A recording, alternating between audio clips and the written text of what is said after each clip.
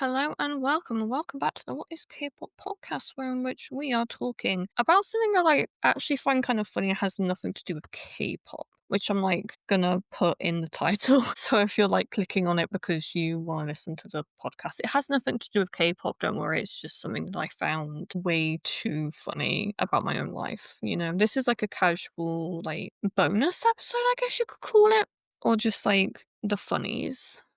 Yeah, I should make a playlist actually of all the times where I've just talked about something that happens in my own life because I'm pretty sure I have quite a few.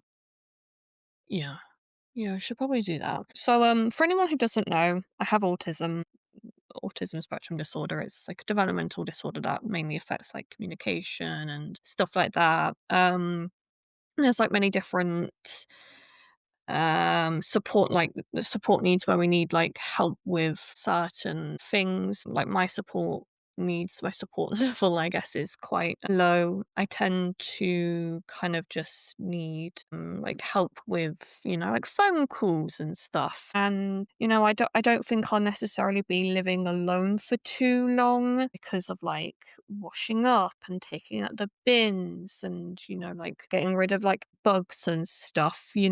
Bins from like a dirt point of view, hygiene, that's the word, hygiene point of view. I don't like touching bins, so I don't know kind of how it would work with that sort of stuff. But we live and we learn. I currently live with I've always lived with my parents, and luckily they're still able to kind of do the main running of the house, but I've taken on quite a few responsibilities since I turned 18. I'm now 22, which is the main point of this episode, this funny little cutesy episode. So in my local town, we have a support group for people with additional needs. And I think the vast majority of us who go, the members who go, are on the autism spectrum. I think maybe ADHD, epilepsy, maybe dyslexia, dyspraxia, and physical disabilities. I don't know. I don't really ask people what is wrong with you. Or not that disabilities are wrong, but I phrased that really weirdly, didn't I? It just came out. I don't ask people what condition do you have. I've mentioned the fact that I have autism just as a side thing, just so that people know, because I don't know. Anyway, not relevant at all. Well, it is relevant, but it's not relevant. Anyway, so a few instances I asked, oh, can I make lunch one time? Because we always have lunch then. They were like, "Oh, yeah, sure." And I was like, "Oh, I'll make tuna pasta bake." And it was actually at the start of this year I was able to make it. And I brought my dad along with me because of how many people it was going to be for. And the lady who, she was the first supporter person that I met. And she didn't know that I actually can use knives and stuff. I can cut things up. I'm pretty good at cutting onions up. Not so much good at other stuff, but onions and potatoes, I'm really good at cutting them up. And so she gave me a safety knife where I couldn't cut myself, but I could still cut things up, but I couldn't cut the onion.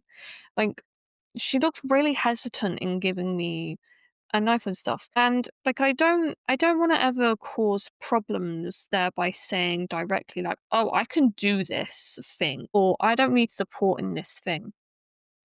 It just kind of surprised me of how much I had to explain my own abilities there, which I guess obviously it makes sense that I would have to explain these sorts of things because they don't know that I can do this stuff. They might think oh, she might have issues with dexterity, or she might not know how to do things safely with a blade and such. And I guess it makes sense, but it's also right, yeah, no, some people with autism, they might not clock safety, or have to be told how to do it. And it just kind of surprised me a little bit. I was like, right, yeah, no, we do have to talk about this stuff.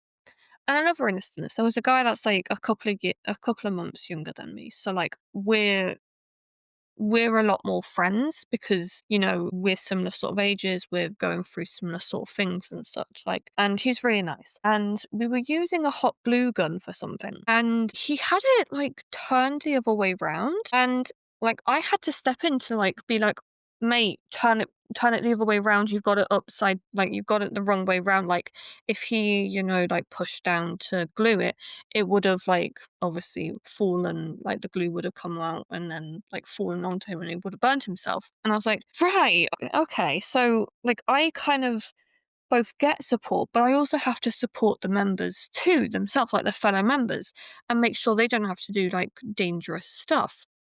And the last point I wanted to talk about was I was just recently at like the teen and adults night that they do. And there was quite a few of us there, and like I had come just as it like opened.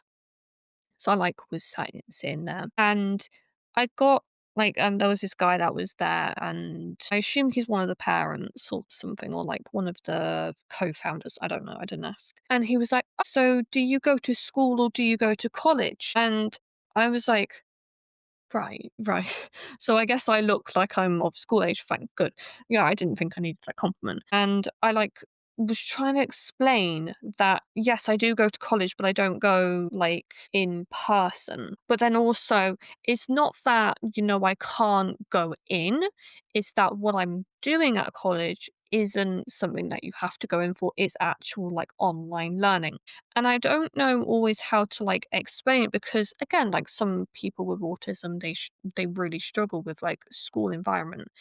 And I struggled, but it wasn't like throughout my whole schooling journey.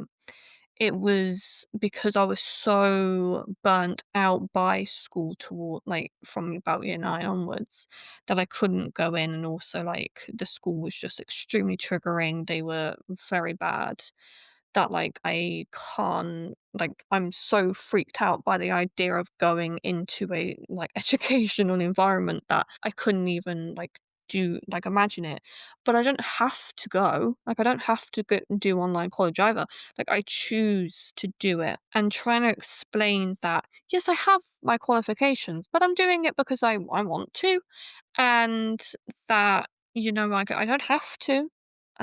It's just that I signed up for it. And my parents aren't saying to me, "Oh, Sophie, you need to do online college, or you need to get these qualifications to, get the government off our backs or something." Like I'm choosing to do it.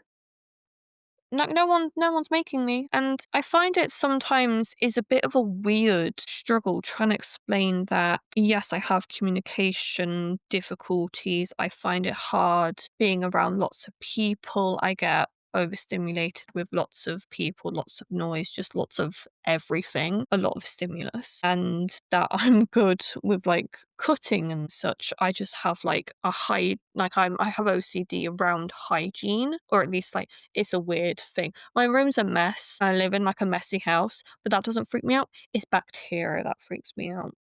You know, just the potential of contamination like really, really does me in. And I also go to college, but I do it voluntarily, not because I have to. I have all those qualifications. Like I'm like good.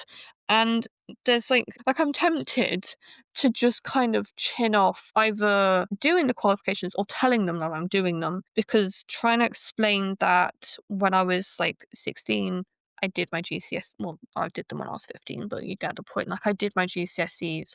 I then failed, but I failed right before the pandemic. So then I managed to pass, and that, I voluntarily took time off of education, then went back in a different capacity. But I don't have to do it.